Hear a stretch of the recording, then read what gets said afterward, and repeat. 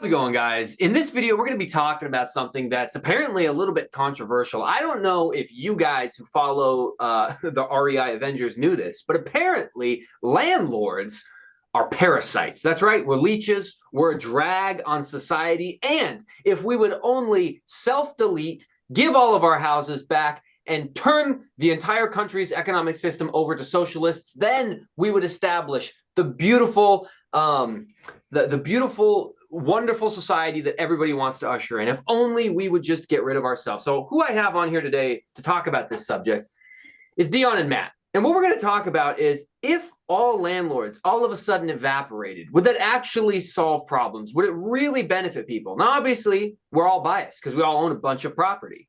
But we're still going to give our perspectives and our experiences and why we think that maybe landlords vanishing from the face of the planet and all rental properties, I guess, I don't know what's going to happen to them, but why that wouldn't actually be good for the local economy. So, Matt, why don't you go ahead and explain this? You live a little bit closer to New York, even though you're not there than the rest of us. But New York's famous for government housing and the projects. Why don't you tell us a little bit about that?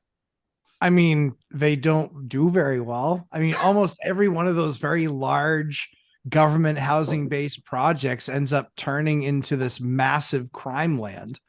Just the way that it goes. You know, if you ever want to see an absolutely amazing movie, the one with Denzel Washington and Russell Crowe is absolutely fantastic. And that was all based on the drug trades in Philadelphia in the 70s. And all of that work was done all around the projects. And so the real You're talking about American Gangster, right? Yes, sir. That's the one. I watched that on a plane out to you when I visited you. I watched that movie.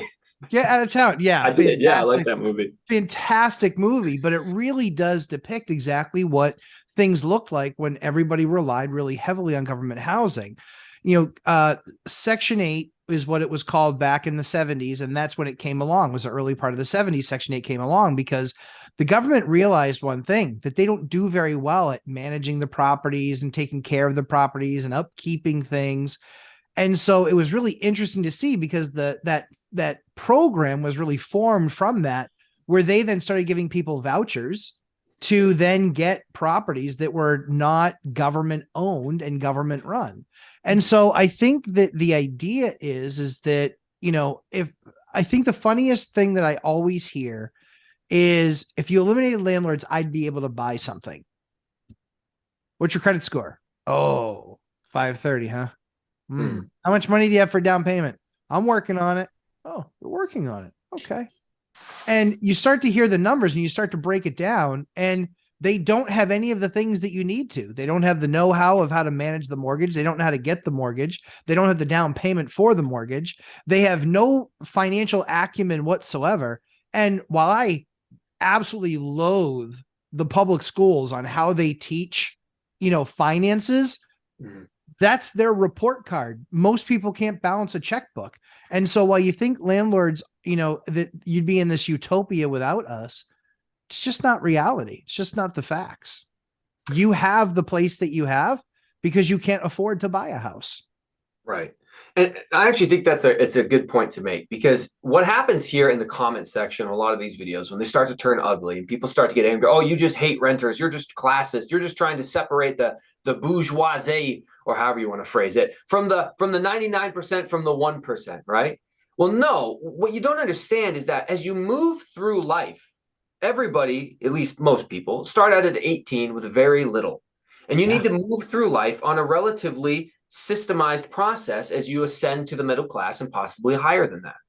One of the things that being a landlord, or that being a property owner like us, a real estate investor, we provide transitional housing from mom and dad's house or family living to before you can get into the big, beautiful houses. So, Dion, I want you to talk about this a little bit, because here in Washington, you know, housing prices, you know, you'd be lucky if you could find something reasonable for $500,000. A lot of stuff's all the way up at $1 million, anywhere in King County, a lot of places in Pierce County, around the Seattle area. So what type of service are you providing for people who are trying to, I guess, transition from mom and dad's place into potentially the middle class? So I get a lot of the same comments, and more so than here on YouTube on my channel. I'm in some investing groups, you know, masterminds, or I read Business Insider, so I see their articles that come up, and there's usually talking about the success of somebody who reached financial freedom through rentals, and there's all of these people who attack in their comments, calling them parasites, saying that owning a property isn't a job, it isn't work. I kind of want to tell them that's right. That's not the idea. Is invest to make a job. But I can tell it's coming from a source of pain. Like the person is in pain, that they want financial success. They don't think they can do it. They're not willing to learn how to do it. There's like a limited, I want to say, intellect involved, where they think the government is here to help. They don't understand that right now, that the Fed, the goal to get inflation under control is to cause unemployment. If we can get the unemployment rate high enough by raising interest rates, and companies have to lay people off to meet their metrics, then people won't be spending money to help fight inflation. The government needs people to lose their job. So the government helping is a misnomer just from the start. Mm-hmm. And so I'm going to start with some things that you can leave in the video, and then I'll say some things that you might want to take out of the video. But the comments are always, the renters are the ones doing the work, right? Because they have a job to pay the rent. And that leaves out the concept of people think you have to be paid for your time. We're trained. You go to school 5 days a week for 8 hours a day. A bell starts you. You get a lunch break so that when you graduate, you go work at a factory, put in time to earn a paycheck, put in time to earn a pension. Like that's what's talked about. Teachers still have teachers unions and pensions. So kids are growing up in an environment where they see pensions as a part of the world, which it isn't. There's a very small part of the world that still has pensions. And those, most of them, not most, some of them are going bankrupt or paying out portions, right?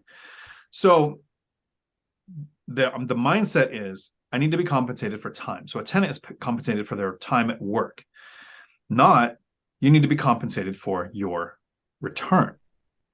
The same people will say the CEO shouldn't make more than the employee. The employee is doing the work. Well, the CEO is making the decisions that gives the employee the job. You're compensated for your return. So to say that being a landlord, which is the word that we should take back, and it's an actual word, it's in the dictionary that used to have, Mike, I don't know if you've ever seen one, but they have these books you would open. I remember from elementary school. Could just go to Wiki, right? So it's the person who owns property and rents it out to somebody else. So we need to take that word back. But they think the landlord doesn't do work. The thing is that they're also implying the landlord didn't, so not currently, but didn't, past tense, do work.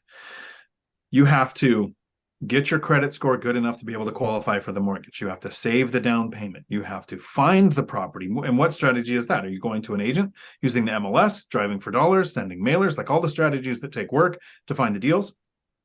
Learning how to make the deal, negotiate the deal, save the reserves that the lender's going to require, have the money for closing costs, pay for an inspection, pay for an appraisal, save the money for immediate repairs, understand how to run the contractors or handyman to get the repairs done, and then to maintain and take care of the property once you own it. Like all of that work it took to put the system in place so that you don't have to work. It's the whole point of investing. Uh-huh. And anyone that goes, right, but you're making a profit.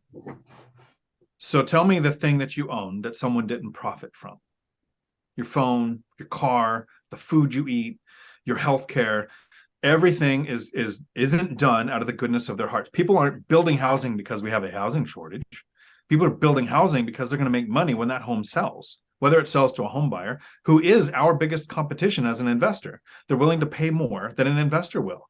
So investors aren't the ones jacking up the price. The home buyer that's saying, I can get a low down payment, owner-occupied loan with a first-time home buyer program. As long as I can afford the payment, I don't care what the price is. So that's what's actually pushing up price. And then the other assumption is that everybody wants to own a house. Everybody wants a six-pack. Everybody wants a lot of things, but they're not willing to do what it takes to get it. And to own a house doesn't take just getting your credit score fixed, saving the down payment, saving the reserves, finding the property. It also takes having the ability to set aside money for future repairs. The average renter isn't sitting there with $20,000 to take care of a roof or a water heater or a foundation issue or more money if 2 or 3 of those things happen all at once. And yes, there is insurance to handle when something breaks, but insurance doesn't replace things when it's normal wear and tear. And eventually a roof outlives its lifespan. That's right. There are a lot of people, and you talked about it's transitional. They come out of mom and dad's, they want to go out and they want to rent some more until they buy their house. I don't think that's the case at all. I think there are some people that want to be perpetual renters. They have a fixed income. We have Section 8 housing subsidies that the government's not building the properties, right? They're paying for somebody to live in a property that somebody puts into the system. You have people who want to be more transient. I have a job where I work online. I want to spend 6 months in New York, 6 months in California, 6 months in Thailand, wherever you want to live, and you don't want to have a house tying you down. You can't take certain promotions with your company if you buy a house but don't have the resources to buy another house or rent a house while you sell the one you're moving from. So there are a lot of people who don't ever want to own. So those are the things I think I could say that you can leave in the video. And here's the things you might want to take out. So no, I don't think getting rid of landlords is the solution. So I'm going to wrap up this video with a quote from President Reagan. And he says that the scariest words or the scariest phrase in the English language is, "I'm from the government and I'm here to help." I think it's a terrible idea to put your faith and trust in a government that we all will readily accuse of waste, fraud, and abuse. Congress has all-time low approval ratings. No matter which political party you're in, as soon as the other person's in there, they're universally hated by everybody on your side. Why you would want to put people in charge of your housing that can't even manage to, in a timely fashion, give you a driver's license? The VA healthcare system is not lauded as some revolutionary system that does well for veterans. Pretty much everything that the government touches is rife with waste, fraud, and abuse, and is pretty much terrible. And you can look to your own lives for those experiences. If you want to hear Dion's controversial opinions, his controversial take that might have been a little too spicy for this video, you need to check out the next video that we're going to do, and we'll see you guys there.